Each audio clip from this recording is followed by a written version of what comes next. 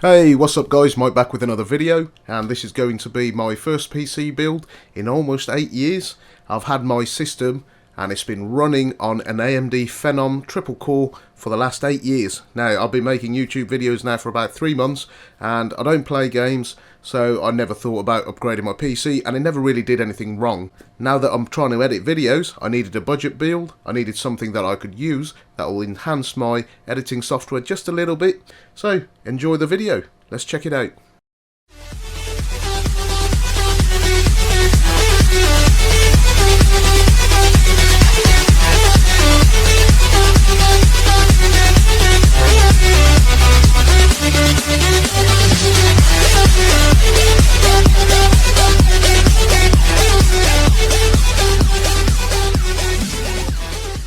So for our CPU, we've gone with the AMD FX6300. It's a black edition, 6 cores, 3.5 GHz, overclockable up to 4.1, 8 MB of level 3 cache, 6 MB of level 2, AM3 Plus socket, and it's a 95 watt chip. This is the retail box version from Amazon. So our motherboard comes from ASUS. This is the M5A78L-M/USB 3. There's plenty of reviews for this one on Amazon and it's had nothing but good feedback. It's got the usual features, USB 3.0, core unlocker to overclock, and it'll go nicely with our black and blue theme. Maintaining our black and blue theme, our RAM's going to be supplied by HyperX Fury. This is a 16GB kit full of 2 dimmies, 1866, CL10, and it's a nice blue colour which will look fantastic with our motherboard. And to keep to a budget, I've got an Intel SSD, it's 160GB, Intel 310 series. It's not the best, but it'll do. And for our power supply, we've gone with the CX430.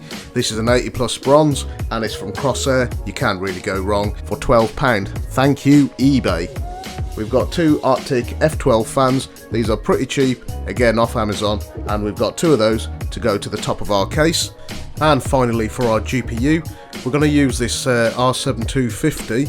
It's 2 GB of DDR3, not very good, but it'll do for now. But we will be replacing this next week with a Radeon RX 460 WindForce overclock version, 2 GB of GDDR5.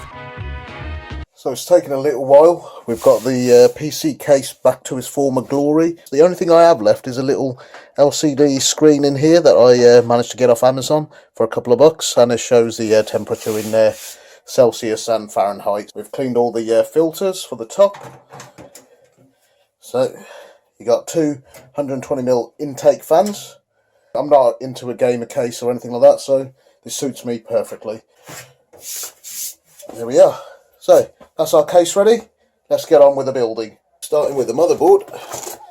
So this is the M5A78L-M USB 3, quite a mouthful. So this is an AM3 Plus motherboard and it supports up to 32 GB of DDR3. So let's take a look at it. So what I'm going for is like a blue themed build, and when I did see this, I thought this would go quite nicely. And as I'm not building a gaming system, but this board will be more than capable of running some of the modern titles when paired with a decent GPU. So I'm looking at a R9 series graphics card. I really hope nothing goes wrong with this build. It's been such a long time since I built one. And I'm really liking this motherboard for how simple it is. It looks pretty nice. Let's get the processor out. Here's the chip. It's an AM3 CPU. You get a nice little FX sticker. So this was the cooler I was going to use, but the fan doesn't really go with the build. So you know what, we'll just go with the stock cooler for now. Thermal paste is already pre-applied. Triangular corner into the triangular corner and just drop. There we go. Nice little satisfying bonk, and push the retaining arm down and lock it into place. So that's our chip installed. Feel a bit happier now. So we're going to run this with a stock cooler because we're going to have 4 system fans. I'm going to go for this way. Hooked. There we are. So that's lined in nicely.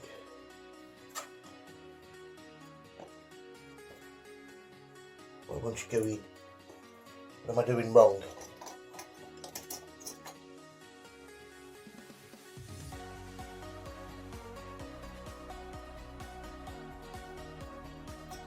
CPU fan installed.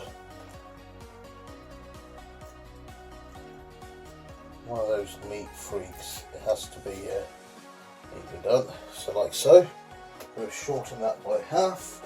And we'll just snip that. And try not to. There we go. So, and then this will plug in to the CPU fan.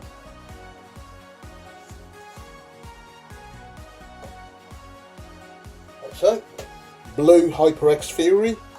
This is, hopefully, it's 1866. So we'll go with this. It goes lovely with our nice blue and black theme going on. Now, when I looked at the pictures of this board, I thought the PCB they used on this was it was like a brown colour, but now that I look at it, I think it's black. I can't actually tell myself. I've had a quick glance, and if I recall correctly, we install the RAMs in the blue slot to utilise the ability to overclock and all of that good stuff. So this way, just look for the notch. So we'll open the DIMMY 1 and DIMMY 3. And then we'll just push and it will click into place. Don't worry about pressing down on it, it's pretty tough. Let's get the other stick out. Yes, some information about the RAM. Not interested in that at the moment, so let's drop the second stick and we'll put it into dual channel. If I can, let's say I'm struggling a little bit standing up. I could sit down to do it, but I can't see everything properly.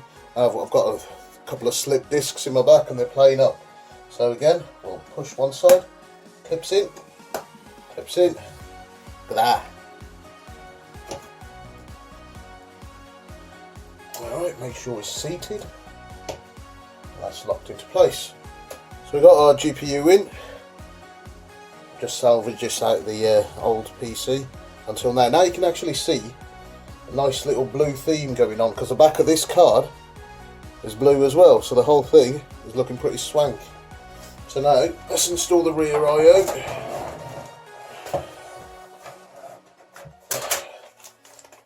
Plug all this down here for now. That's a chrome I/O plate, not the nasty looking dull zinc ones, which is nice. So the I/O shield always faces out and you press firmly. This is a bit annoying. There we are. I/O plate is installed. So now let's install the motherboard. So I want to see, because this is not, the board that we're putting in is a micro ATX, unlike the ATX board that we had in there, so we want to make sure all of the standoffs are moved from the bottom up. And to do that, I need to get these lot off. So we'll put the motherboard in now. This is turning into quite the annoying little task, and I'm getting worried about damaging the motherboard. So one motherboard screw. I'm going to use this as the locating one.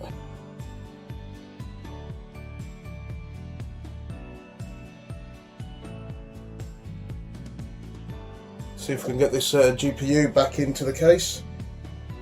Adds more to the blue theme we've got going on. So we want to put it in the PCI, the only PCI Express 16X slot on this motherboard. There we go. That's the retaining clip clicking in on its own. So we'll put in a couple of 120mm fans on the top.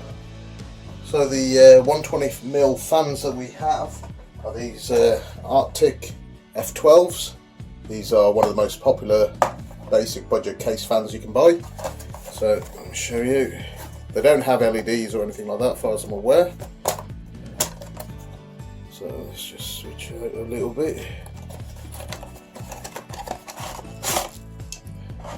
There we are.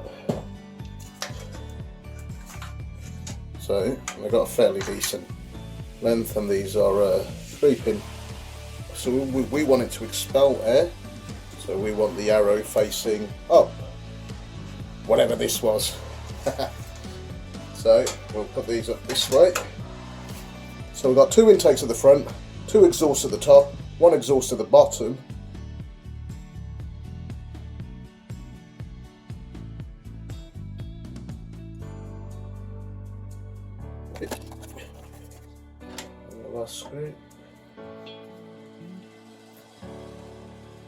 We have Corsair's CX430. We'll go with this one first.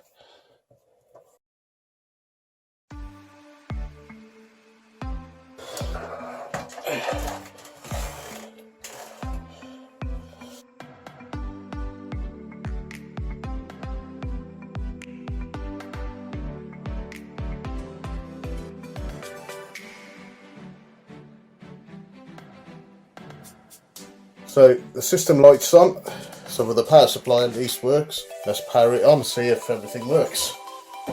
There we go. Whoa, that's a noisy fan, but we will do. So let's see if the system posts.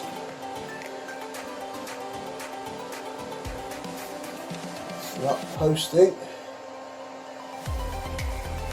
Try using the GPU.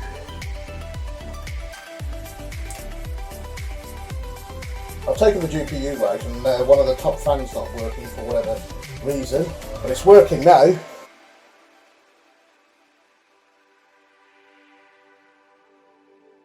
The only thing I forgot to check was to see if the blue drive, WD blue drive, was registering, and the only other thing I've got to do is make the GPU work.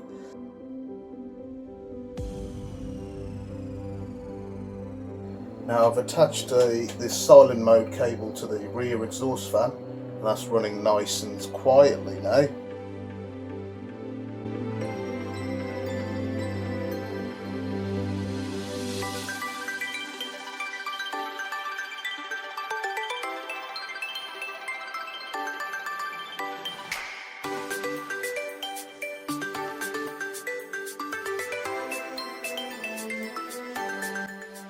So guys, that's the end of my build.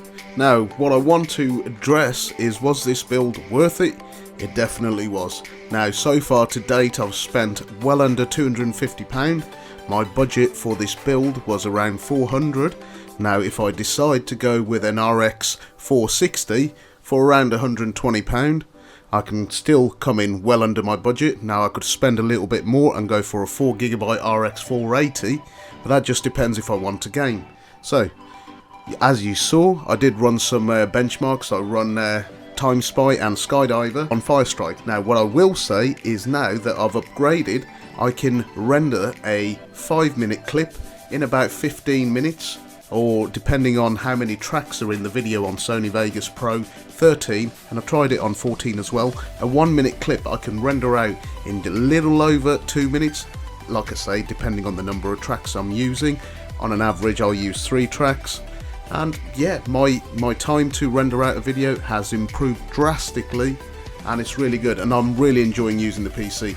Now, I will make a follow-up video to this where I will test it with the GPU installed, and I'll run a full set of benchmarks, and I'll give you a total overview of what I thought of the system. So often people will do these videos and they'll just post the video, they'll run some benchmarks, and that's it.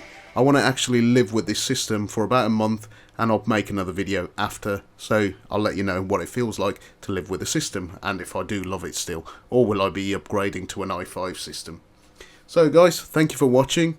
I hope you enjoyed this build. If you did enjoy it, then hit that like button, and maybe even possibly consider subscribing. I'll see you on the next video.